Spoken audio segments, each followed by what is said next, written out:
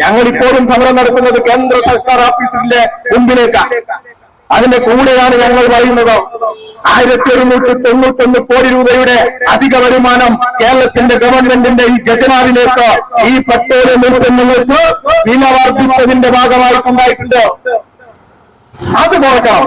അതേ ഞങ്ങൾ പറഞ്ഞുള്ളൂ. നേരത്തെ നിങ്ങൾ പറഞ്ഞതാ, ഞങ്ങൾ കുറച്ചതാ. കേരളത്തിൽ ഇടതുപക്ഷം CPIM-ന്റെ നേതൃത്വത്തിൽ ഭരിച്ച സമയത്ത് അങ്ങനെ അധിക വരുമാനത്തിൽ കുറവ് വരുത്തി ജനങ്ങൾക്ക് ആനുകൂല്യം കൊടുത്തതാ. എന്തേ ഇപ്പൊ കൊടുക്കാത്തത്? ഞാൻ മണ്ടല്ല, അത് സ്വയം പറഞ്ഞാൽ പോരാ. സ്വയം പറഞ്ഞാൽ പോരാ. ഇപ്പൊ നിങ്ങൾ ജയിച്ചു എന്നുള്ളത് ശരിയാ. അത് പല കാരണങ്ങളുണ്ട്, നമുക്ക് അറിയാൻ. പലരും ഉണ്ട് അതിന്റെ പിന്നിൽ. പക്ഷെ നിങ്ങള് മണ്ടനായാലും അല്ലേലും ജനങ്ങളുടെ ഈ ബുദ്ധിമുട്ടിന് അവധി വരുത്തണം. നിങ്ങൾ ഇപ്പൊ കുറച്ചാൽ 2 രൂപ കുറക്കാൻ പറ്റും.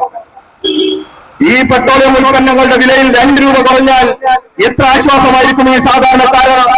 1191 കോടി രൂപ നിങ്ങൾക്ക് അധികമായി കിട്ടുക. എന്ത് അത് ഉപേക്ഷിക്കാൻ നിങ്ങൾ തയ്യാറാവാത്തത്? പറയണ്ടേ നിങ്ങൾ? ഈ കേന്ദ്ര ഗവൺമെന്റ് അന്യായമായി ഈ കോർപ്പറേറ്റുകൾക്ക് അനുകൂലമായ സമീപനം സ്വീകരിച്ച് വില വർദ്ധിപ്പിക്കുമ്പോ ഈ കേരളത്തിലെ ജനങ്ങളോട് അനുഭാവപൂർണമായ ഒരു സമീപനം നിങ്ങൾ സ്വീകരിക്കണ്ടേ? ഇന്ത്യയിൽ ഏറ്റവും കൂടുതൽ പെട്രോളിയം ഉൽപ്പന്നങ്ങളുടെ വിലയുള്ള സംസ്ഥാനങ്ങളിൽ ഒന്ന് നമ്മളെടുത്താൽ ഒന്ന് കേരളം. ഓർക്കണ്ടേ? ഇന്ത്യ കുറക്കാത്തത്?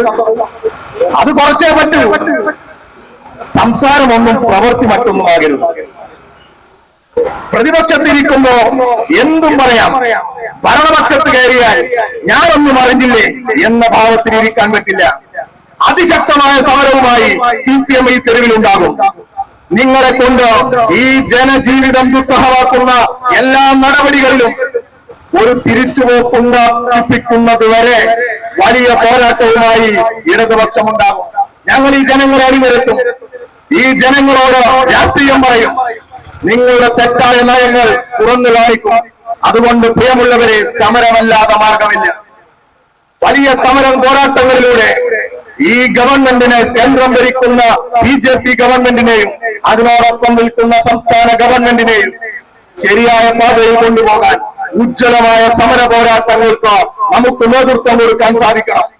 ആ സമര പോരാട്ടങ്ങളിൽ ഈ നാടിന്റെ ആകെ പിന്തുണയുണ്ടാകണമെന്ന് മാത്രം പറഞ്ഞുകൊണ്ട് ഈ സമരം ഇന്ന് കേരളത്തിലുടനീളം, ഇന്ത്യയിലുടനീളം നടക്കുന്ന ഈ കേന്ദ്ര സർക്കാർ ഓഫീസുകൾക്ക് മുമ്പിലേക്കുള്ള സമരം, പേരാമ്പ്ര ഏരിയ കമ്മിറ്റിയുടെ സമരം ഔപചാരികമായി ഉദ്ഘാടനം ചെയ്തതായി അറിയിച്ചുകൊണ്ട് ഞാൻ എന്റെ വാക്കുകൾ അവസാനിപ്പിക്കുന്നു. അഭിവാദ്യങ്ങൾ.